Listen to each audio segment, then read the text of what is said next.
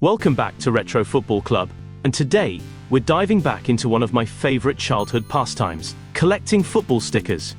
If you grew up in the 90s, you'll remember the thrill of tearing open a fresh Merlin packet, the smell of the stickers, the joy of finding a shiny, and of course, the frustration of doubles.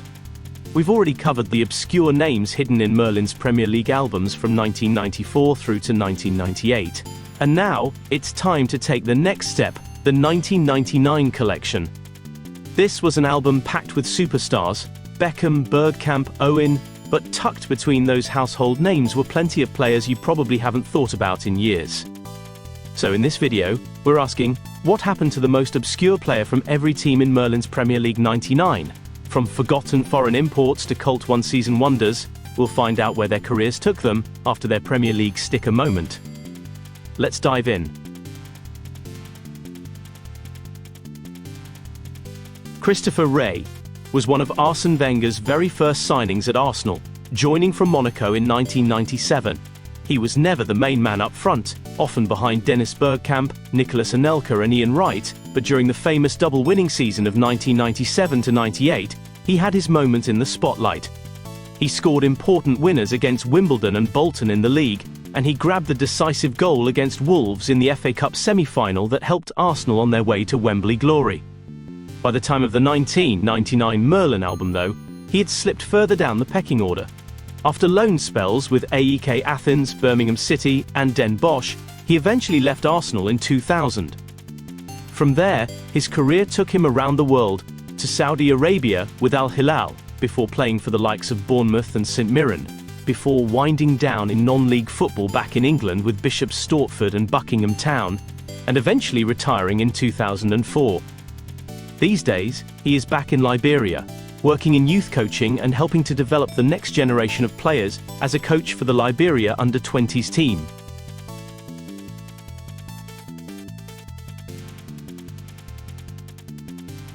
Now here's a real deep cut from the land of obscurity. Fabio Ferraresi was a teenage Italian midfielder who joined Aston Villa in 1998 from Cesena, but his entire first-team career in England boiled down to just one match, a UEFA Cup tie away in Norway against Stroms Godset, which Villa won 3-0, and that was it. No Premier League minutes, just a solitary European cameo before he quietly moved on. Ferraresi was gone by the end of the season and went back to Italy, where he briefly appeared in Serie A with Chievo Verona, but most of his career was spent in the lower leagues. He turned out for clubs like Lecce, Pescara, and Castel di Sangro, where he became more of a regular. He carried on playing until 2013, and after retirement he moved into coaching. Most recently he was working as an assistant manager at Pineto in 2024. For Villa fans though, he remains one of those names that only really lives on through that Merlin sticker, and perhaps a pub quiz question.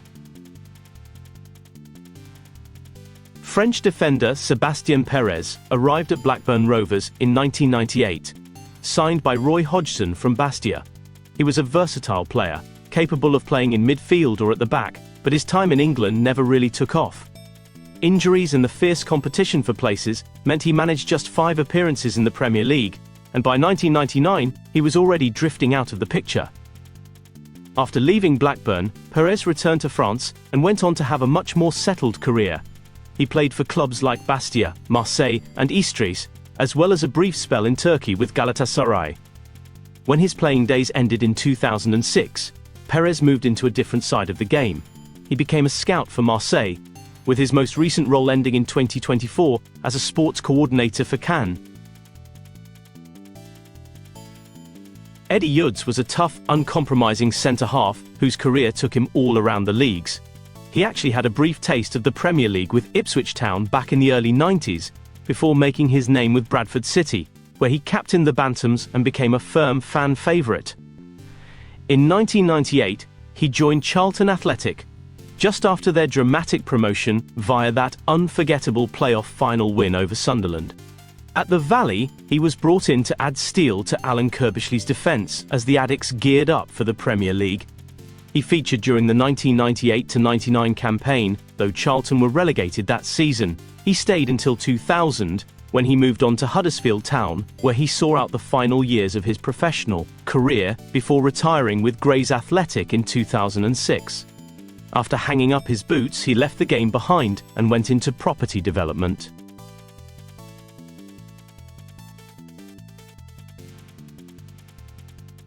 It speaks volumes that Eddie Newton was arguably the most obscure name in Chelsea's sticker set this season.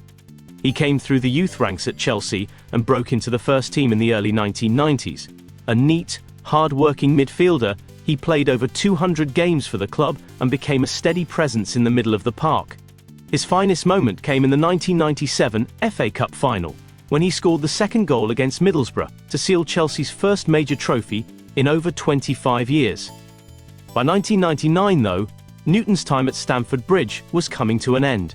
Injuries and the arrival of high-profile foreign stars under Ruud Gullit and Gianluca Vialli meant his opportunities became limited. He left Chelsea in 1999 and wound down his career with brief and uneventful spells at Birmingham City, Oxford United, and Barnet, before retiring due to a knee injury with non-league side Hayes in 2001, aged only 28. Post-retirement, Newton returned to Chelsea in a coaching capacity. He famously worked alongside Roberto Di Matteo during Chelsea's 2012 Champions League triumph, and later managed the club's loan players before taking on a head coach role at Turkish side Trabzonspor, where he won the Turkish Cup in 2020.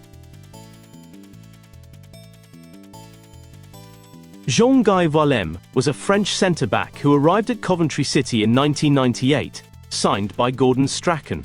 He'd spent most of his career with Lens in Leaburn, where he was captain and even lifted the French title in 1998. His move to Highfield Road came off the back of that success, a French champion suddenly turning up in Coventry colours. But his time in England was extremely short-lived. He made just 6 Premier League appearances during the season before returning to France. After leaving, he joined Sochaux and later played for Saint-Étienne, before finishing his career back with Lens in 2002. When he hung up his boots, he went into management, coaching the likes of Rouen, Lens, Paris FC, Auxerre, FC Brussels, the Congo national team, as well as various clubs across France and Africa. He's currently in charge of Paris Atlético 13, where he has been since his 2022 appointment. German defender Stefan Schnoor joined Derby County in 1998. Arriving from Hamburg at a time when Jim Smith was building a solid Premier League side at Pride Park. A versatile defender who could play at centre-back or left-back, Schnoor brought a bit of Bundesliga pedigree to Derby's back line. He stayed with the club for 3 seasons, making over 60 appearances in the Premier League. Schnoor was never a flashy player, but he was reliable, disciplined, and helped Derby establish themselves in mid-table during the late 90s. In 2000, he moved to Wolfsburg, where he had a solid further 6 seasons in the Bundesliga, before retiring with Holstein Kiel in 2007. After retiring, Schnoor stayed in football, working as a player agent and later as a television pundit in Germany.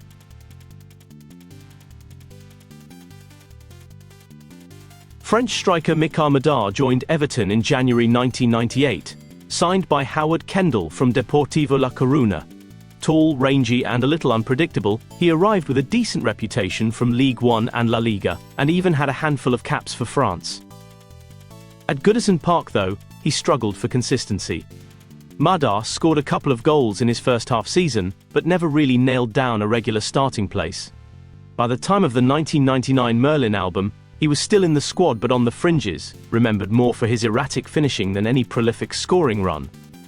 He left Everton in 1999, moving back to France with Paris Saint-Germain, where he won the Intertoto Cup. He later played for Créteil before retiring in 2002. After hanging up his boots, Madar went into business, opening a clothing store in France and later working as a pundit for French television. David Robertson was a left-back who came through at Aberdeen before moving to Rangers, where he became a key part of their dominant team of the early 90s, winning 6 league titles and a stack of domestic trophies. In 1997, he joined Leeds United under George Graham and was brought in to strengthen the defence with his experience. Sadly, injuries plagued his time at Elland Road. He managed only a handful of appearances before being forced out of the picture, and by 1999, his brief Premier League career was already winding down. He departed in 2001, having only played 26 times in the league. Robertson retired in 2002 after a short spell with Montrose, but his story didn't end there. He moved into management, taking charge of Elgin City and Montrose in Scotland, then Phoenix FC in the United States, before embarking on one of the most remarkable coaching journeys of all, leading Real Kashmir in India. He guided them to promotion into the I-League, and his work even became the subject of a BBC documentary. Most recently, in 2023, he managed Peterhead back in Scotland. Greek midfielder Theo Zagorakis joined Leicester City in 1997, signed by Martin O'Neill from PAOK, a tidy, hard-working midfielder. He became a useful squad player at Filbert Street, bringing energy and composure to the middle of the park. By the time of the 1999 Merlin album, Zagorakis was part of the Foxes side, competing solidly in the Premier League and making regular cup runs under O'Neill. Although not always a regular starter, he featured in their League Cup campaigns and made over 50 appearances for the club before leaving in 2000. Zagorakis returned to Greece with AEK Athens, but it was with the national team that he achieved true immortality. He captained Greece to their shock triumph at Euro 2004, being named player of the tournament as they stunned the continent by winning the European Championship. After stints back at PAOK and with Bologna in Italy, he retired in 2007. Post-football, Zagorakis entered administration and politics, serving as club president of PAOK, and later becoming a member of the European Parliament. For Leicester fans, he's remembered as a solid if unspectacular midfielder, but on the international stage, he'll forever be the man who lifted the Henri Delaunay Trophy in one of football's greatest underdog stories.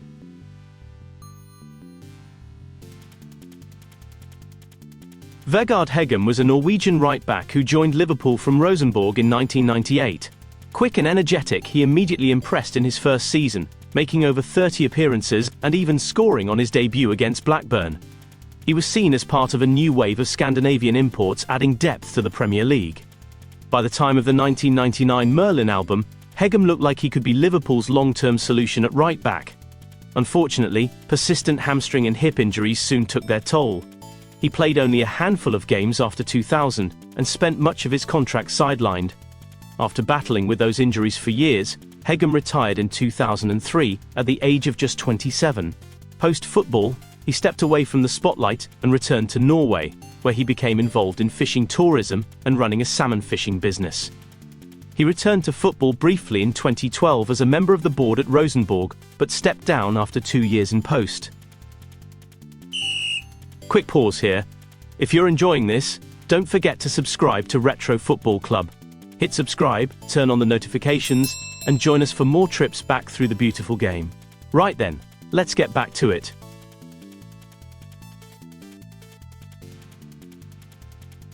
Jesper Blomqvist was a Swedish winger who joined Manchester United from Parma in 1998. Quick, technical, and comfortable on the left flank, he was seen as the ideal player to provide cover and competition for Ryan Giggs. In his very first season at Old Trafford, Blomqvist played a key role in one of the club's greatest ever achievements, the treble.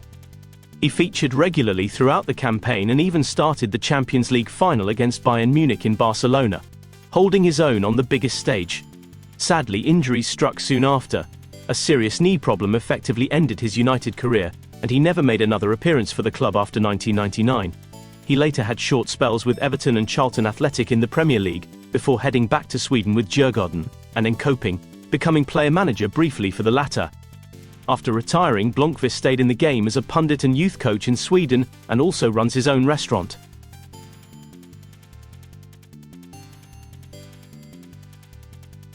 Marco Branca was an experienced Italian striker who joined Middlesbrough in January 1998, arriving from Inter Milan as Brian Robson looked to fire Borough back into the Premier League.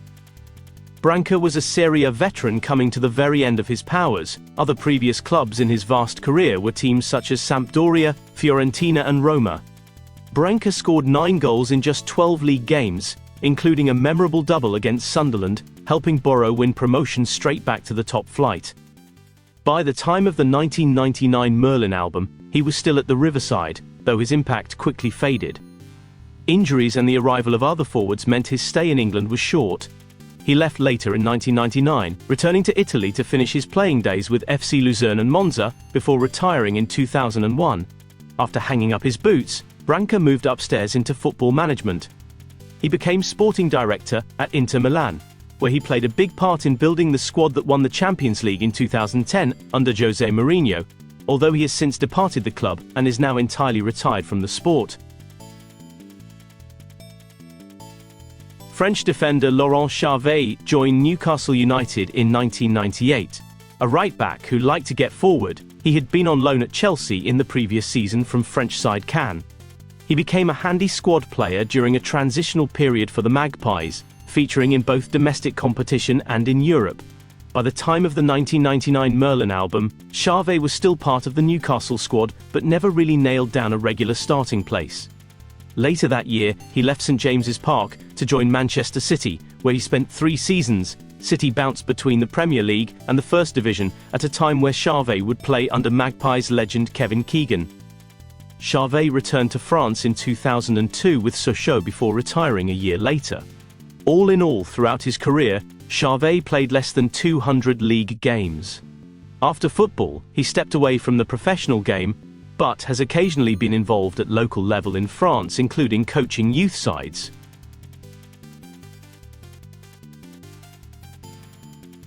French defender Thierry Bonalair joined Nottingham Forest in 1997. He was a veteran with the majority of his career behind him, having spent most of his career in Leaburn with clubs like Auxerre and Nantes. A versatile fullback, he was signed to add experience and stability to Forest's defence. He featured regularly in the 1997-98 season as Forest earned promotion back to the Premier League. But by the time of the 98-99 campaign and his inclusion in the Merlin album, Forest was struggling badly at the top level. He played throughout that difficult season, but the club finished bottom and were relegated. He remained at the City Ground until 2000, before returning to Europe with FC Zurich in Switzerland, where he retired in 2002. After hanging up his boots, he went into scouting and youth development work back in France, spending time at Lille as part of their technical staff. Arguably the most obscure player in this video is Francesco Sanetti, a young Italian striker who joined Sheffield Wednesday in 1998, signed from Genoa. Just 20 years old when he arrived, he was seen as a prospect rather than a finished article. His spell in England was fleeting. Sanetti made only 5 Premier League appearances, scoring 1 goal. Sanetti spent the rest of his playing days in the Italian lower leagues, turning out for a string of smaller clubs including Livorno, Cisco Roma and Latina, before eventually retiring in 2014. Very little is known about his current whereabouts. There are few photos of him online, but judging by the lack of material, we can assume he didn't continue in competitive football after his retirement. Do you guys have any information? Pop it in the comments. Andy Williams was a winger who came through the youth system at Southampton in the mid-1990s. Quick and lively, he broke into the first team as a teenager and made his Premier League debut in 1996. By the time of the 1999 Merlin album, he was still on the fringes of the squad, often used from the bench as Saints battled to stay in the top flight. In total, Williams made around 20 league appearances for Southampton and was even capped twice by Wales. He left the club in 2000 and moved down the divisions, playing for Swindon Town, Bath City, and finally non-league side Swindon Supermarine, where he retired in 2006. After football, Williams stepped away from the sport and now works in publishing and resides in Bath. Italian left-back Paolo Tramezzani joined Tottenham Hotspur in 1998 from Piacenza. He arrived with a solid pedigree, having played for several clubs in Serie A including Inter Milan, but his time in England was very brief. Tramezzani made just 6 Premier League appearances for Spurs during the 1998-99 season. He struggled to adapt to the pace and physicality of English football and found himself quickly out of favour at White Hart Lane. By 2000 he was back in Italy. With his career seemingly nosediving down the divisions, Although he did return for a second brief spell at Piacenza, he spent the rest of his career with Pro Patria, retiring in 2008. After hanging up his boots, Tramezzani moved into coaching. He has managed a number of clubs across Europe, including Lugano, Hajduk Split, Apoel Nicosia, Livorno, and currently AEL Limassol. Now we come to the curious case of Chilean defender Javier Margas. He joined West Ham in 1998, after impressing at the World Cup in France that summer. Known for his dyed hair and fiery personality, he arrived from Colo-Colo with plenty of international experience and the reputation of being a rugged, uncompromising centre-back. At Upton Park, though, Margas never really settled. He made just over 20 league appearances across 2 seasons and struggled to adapt to life in England. Legend has it, he even kept a bag permanently packed in his car, in case he decided to fly home to Chile at short notice, a sign of how little he ever felt at ease in London. In 2001, he had left West Ham in a quite famous case of disappearance. He effectively went AWOL, with manager Harry Redknapp later stating he had gone to see him in a hotel he was staying at, and later found he had jumped out the window and fled the country. He would never play football again for any team. After football, Margas went into business in Chile, running a chain of motels and hotels, but he also stayed involved in the game, working at youth level and occasionally in punditry. Carl Leaburn was a powerful striker who came through the ranks at Charlton Athletic, where he spent over a decade leading the line. Never the most prolific goal scorer, he was still a fan favourite for his work rate, strength and ability to bring others into play. In 1998 he made the move to Wimbledon, joining the famous Crazy Gang.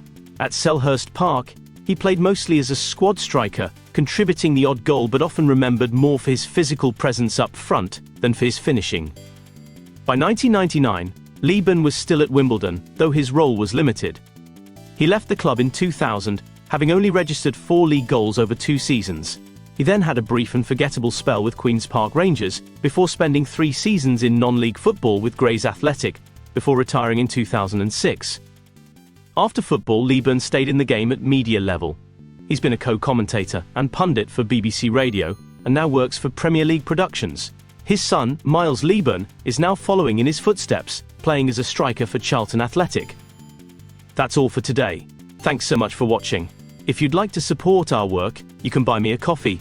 Just scan the QR code on the screen. And of course, don't forget to like the video, subscribe to Retro Football Club, and hit that notification bell so you never miss what's coming next.